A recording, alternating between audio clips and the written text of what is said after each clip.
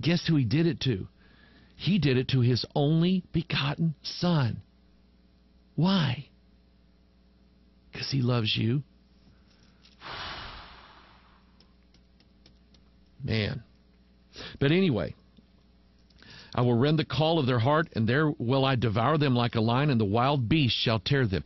Now I want you to go back here. A lion, a leopard, and a bear, and a beast.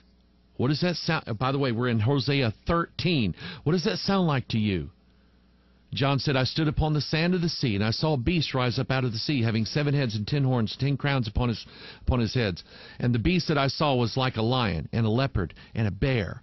And the dragon gave him his power, and his seat, and great authority.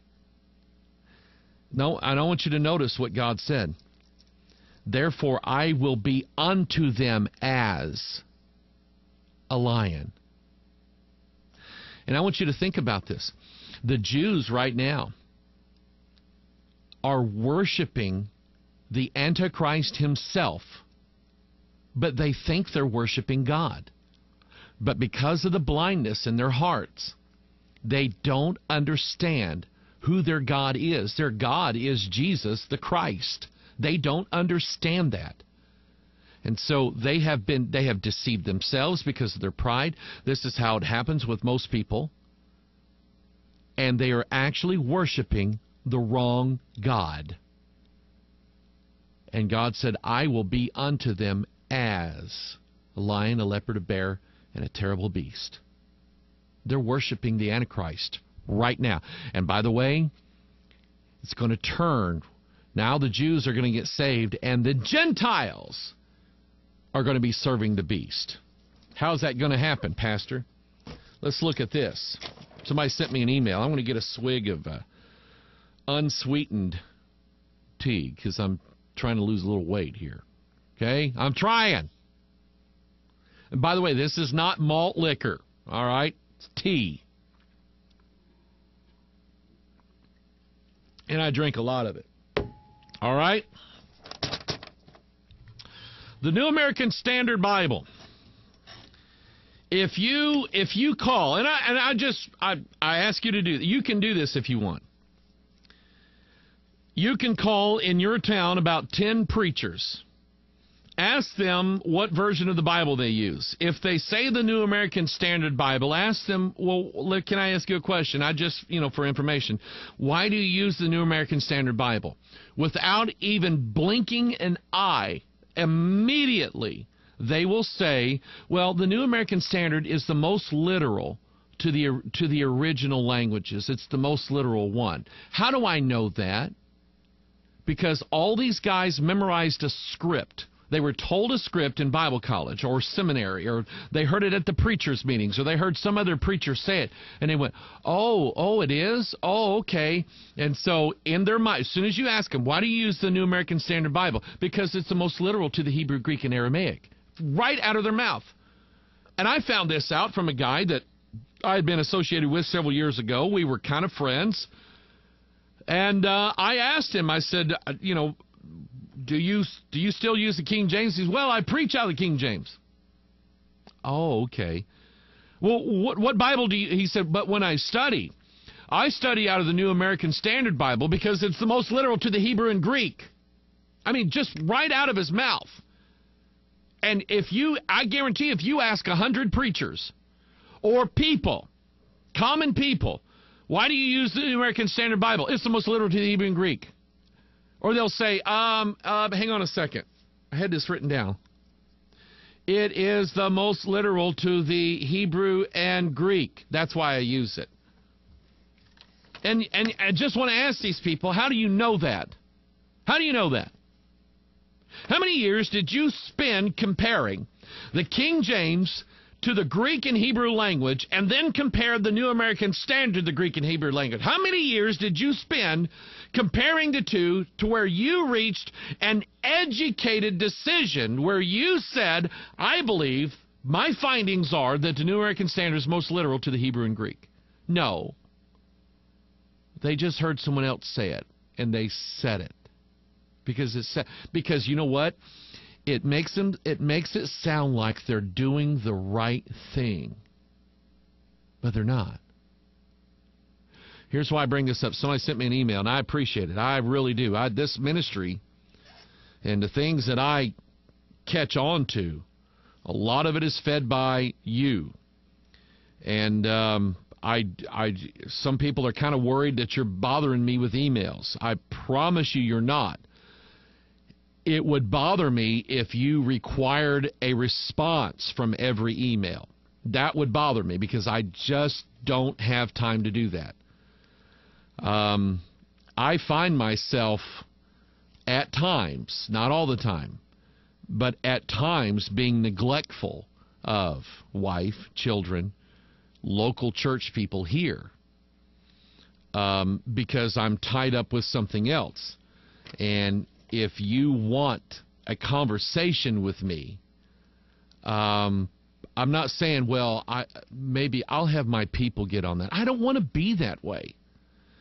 But I'll be honest, I just don't have all the time in the world to converse with everybody that's out there. And I regret that because I have good conversations with people. Chaplain Babb had a great conversation. I would encourage you to call here and play hog roulette, all right? Some days you can catch me, some days you can't.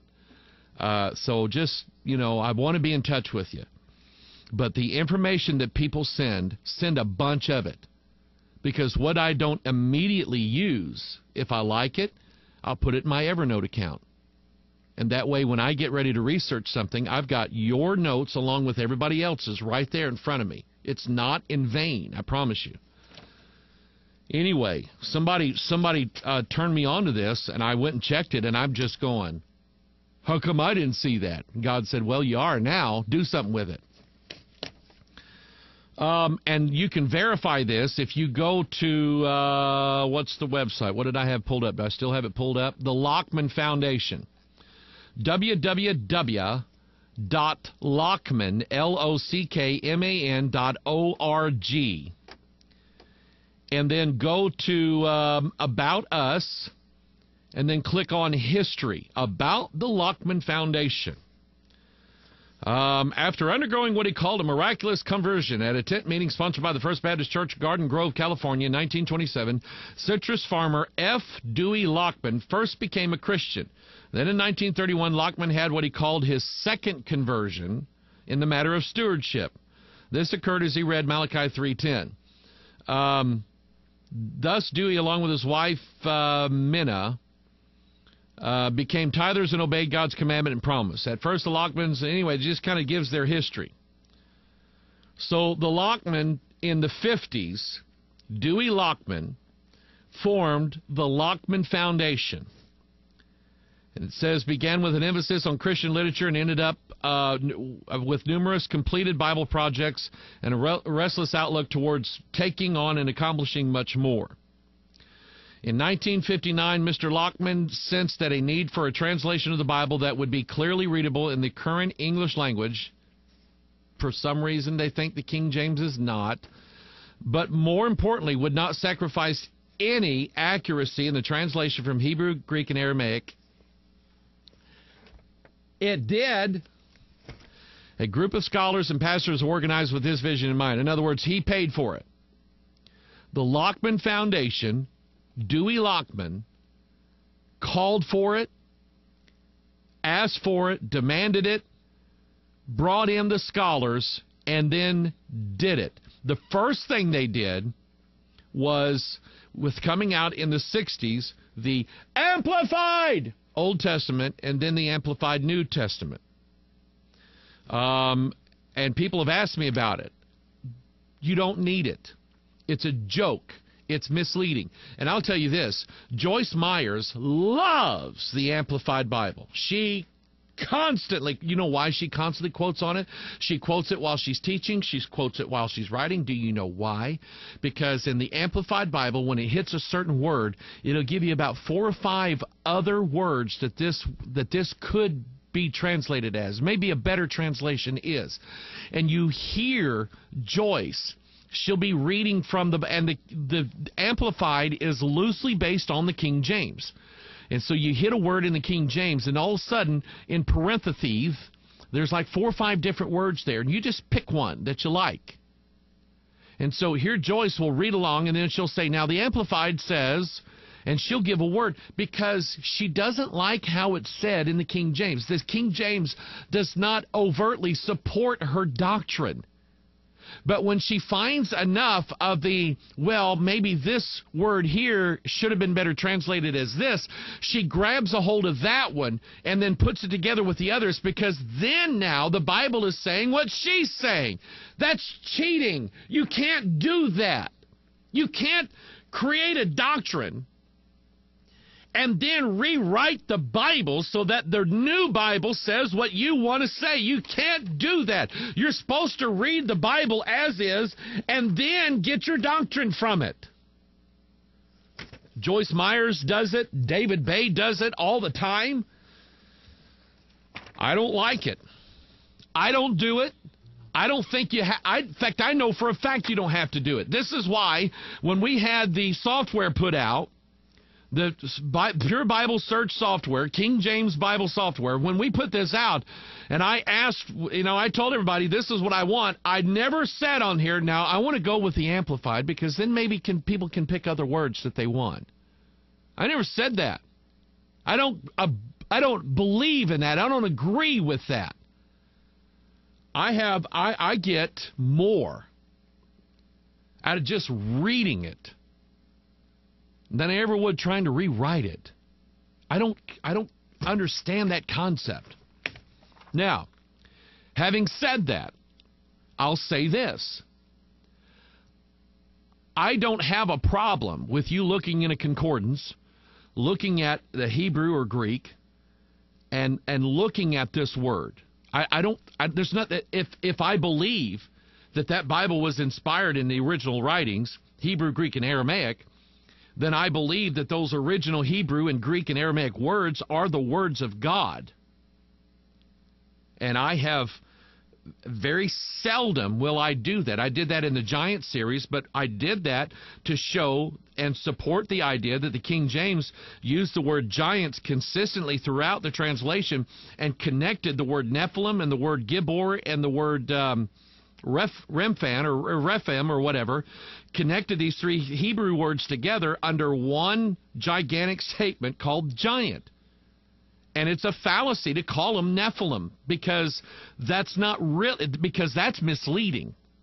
Because somebody can take the word Nephilim and say, well, it doesn't say giants, it says Nephilim, and Nephilim was just, they were just, like mean, ferocious people. And so there goes the whole doctrine of why the Israelites didn't want to go into the Promised Land. So you can do anything you want. When you retranslate it, you can do anything you want to with it. And so anyway, the Amplified Bible. And then they came out with the New American Standard Bible. Here's what their website says. A man of vision. And you can just picture music playing in the background. A man of vision, Lockman saw the need for a Bible that would explain and expand the meaning of words in the text through the use of synonyms and definitions, and would allow the reader to more completely grasp the meaning of the words as they were understood in the original languages. You see, that denies the doctrine of the translative ability and the gift of interpretation that the Holy Spirit gives.